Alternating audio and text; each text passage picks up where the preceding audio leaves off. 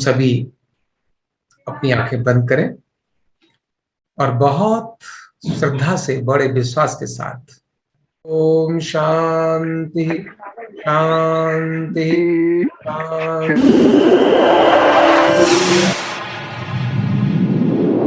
इस news channel पर जो भी वक्ता ने कहा वो उसकी अपनी राय है, जिसकी पुष्टि नेशन न्यूज इंडिया चैनल में आपका हार्दिक स्वागत है। आज हम भारत की राजधानी दिल्ली के अंदर बात कर रहे हैं ऐसे शिक्षा केंद्र से जहां आपने देखा कि एक विश्व रिकॉर्ड की भी बात की गई है कि आज का जो विश्व रिकॉर्ड भी हुआ है न्यूरोथेरेपी को लेकर। और आप इन शख्सियत को जो देख रहे हैं, ये इंडिया ही नहीं विदेशों में इनका नाम चला गया है और विदेशों में भी प्रशंसा हो रही है, नारी शक्ति की प्रशंसा हो रही है और भिन्न भिन्न तरीके से सम्मानित किया गया है। और आपका नाम है ललिता अध्यापक। ललिता जी, आप जो यहाँ देखा गया जो पुरानी पद्धति हैं उनको लोग छोड़ते जा रहे हैं, जो नेचुरली चीज़ है उनको छोड़ते जा रहे हैं और उनके साथ खिलवाड़ भी कर रहे हैं। लेकिन आपने आज इस बटलर स्कूल के अंदर ये दिखा दिया कि अगर हम पुरानी चीज़ों को छोड़ेंगे तो हम कहीं स्वस्थ नहीं रह पाएंगे। तो जिस तरीके से यहाँ न्यूरोथेरेपी का भी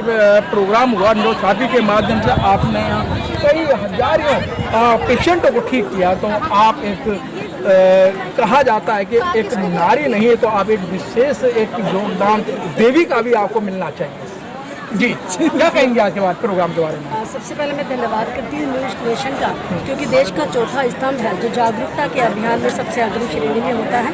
और सर, मैं आपको यह बताऊं कि आज विद्यालय में आरोग्य पीठ के संस्थापक आचार्य राम गोपाल दीक्षित जी के नेतृत्व में आज ये कार्यक्रम किया गया। लेकिन दिल्ली के सभी सरकारी विद्यार्थियों ने इसका लाभ भी लिया, उसके शिक्षार्थी भी लिया। इसका मुख्य उद्देश्य ये है कि चाहे वो बच्चा 10वीं 11वीं 12वीं किसी भी कक्षा का पढ़ा हो, चाहे वो रिटायर ही क्यों ना हो, उसे डिप्लोमा लेकर उसे हम डॉक्टर बना रहे हैं। डॉक्टर ना दर्द, ना सुई, ना इंजेक्शन और ना ही कोई ऑपरेशन और बड़ी बड़ी बीमारियों से निजात पा रहे हैं। आपने बिल्कुल ठीक कहा कि अभी हम लोगों का वातावरण, प्राकृतिक विपत्ति, बड़ी बड़ी बीमारी, महामारियों से मानव घिरा हुआ है, क्योंकि उसका आचरण, व्यवहार, चरित्र जो है प्रकृति के अनुकूल नहीं है।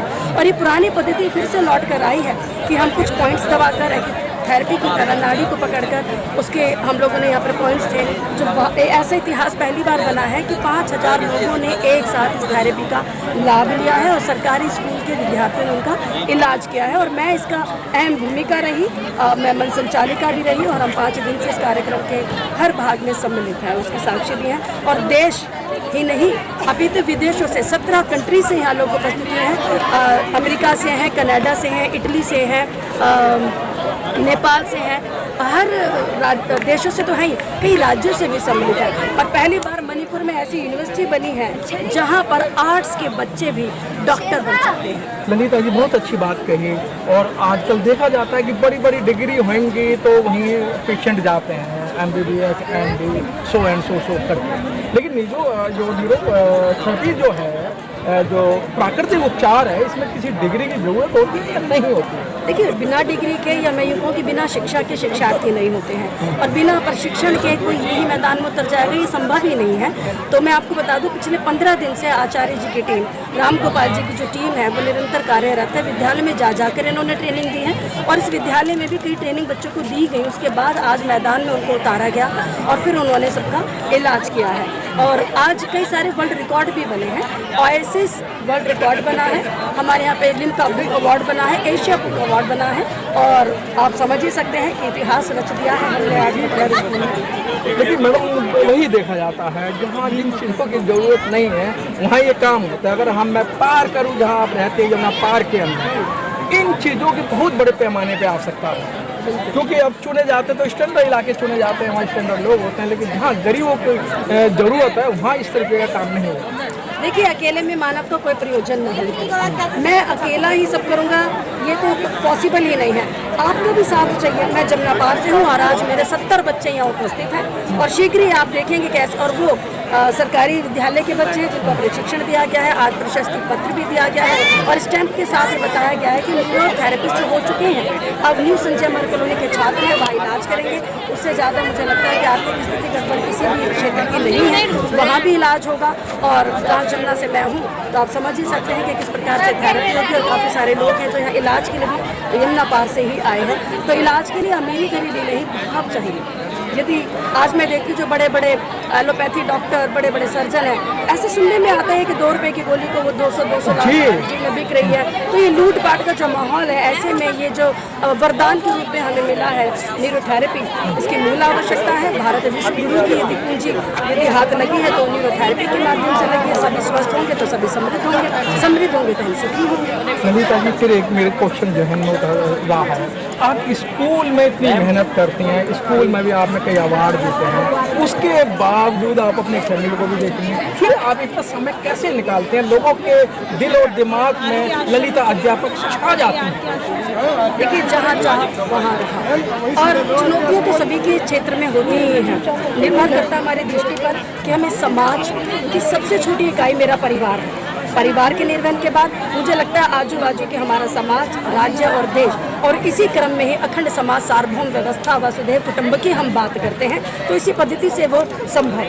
तो मैडम, जिस तरीके की ये जो स्वास्थ्य सेवा के अंदर दुनिया भर की पद्धति है, एलोपैथिक है, होम्योपैथिक है, आयुर्वेदिक है और न्यूरोथेरेपी पद्धति है, तो इनमें अब आपके मन में कैसे आया कि हम प्राकृतिक जो पद्धति है उसे हम लेके आए? देखिए, आपने सुना होगा कि all the doctors are on the practice, they are not a perfect. और जब वो ऑपरेशन करते हैं तो आपकी जिम्मेदारी पर करते हैं कि आप लिखिए पेशेंट को कुछ हो जाएगा। कौन सा डॉक्टर कहता है कि मेरी जिम्मेदारी पर ऑपरेशन? कौन चाहता है कि मेरे शरीर का एक रोग खत्म हो तो एक अंग कट जाए? तो ये पद्धति कुछ अधूरी सी दिखाई देती है। एक दवाई खाने से 1000 रोग आते हैं, ऐसा डॉक्टर भी कहते हैं, ऐसा दवाइयों के ऊपर भी लिखा हुआ है। तो ऐसा तो मुझे नहीं लगता कि कोई इलाज ऐसे संभव है। मानव ये कड़वी जहरीली दवाई खानों के लिए, शरीर के अंग भंग के लिए नहीं बना है। मानव एक ऐसी संरचना है जो बहुत बुद्धिजीवी है, और उसने आज ये पद्धति निकाल ही ली है कि हर बड़े, आज कैंसर, थायराइड, स्पॉन्डिलाइटिस, कमर दर्द, घुटना दर्द, जिनका ट्रांसप्लांटेशन किया है उनका भी इलाज हो रहा है। और 1.5 घंटे में हर बीमारियों से मुक्त होने की जो पद्धति आज यहाँ आरोग्य थेरेपी मिल रही है, मैं कहती हूँ वरदान से कम नहीं है। कौन चाहता है कि दवाइयाँ खाकर कर मरे? हम तो चाहते हैं कि इसके में जो खूबसूरत फल है, ड्राई फ्रूट्स हैं, मिठाइयाँ, हम सब खाएं और स्वस्थ भी रहें। और न्यूरोथेरेपी से कुछ हमारे यहाँ के पॉइंट्स दबाकर हमें कुछ चंगाई मिलती है, तो मुझे लगता है इससे बढ़िया कोई बात नहीं हो सकती। बहुत अच्छी बात कि जिस तरीके से अधिकतर जो बीमारियों का शिकार होती हैं वो महिला ही होती है, क्योंकि जेंट्स को अगर बुखार आएगा तो वो 8 दिन बाद दवाई लेने जाएगा। जब उसकी धर्मपत्नी है उससे बच्चे कहते हैं भाई आप दवाई ले आओ, लेकिन महिलाओं को तो हर समय दवाई की जरूरत है।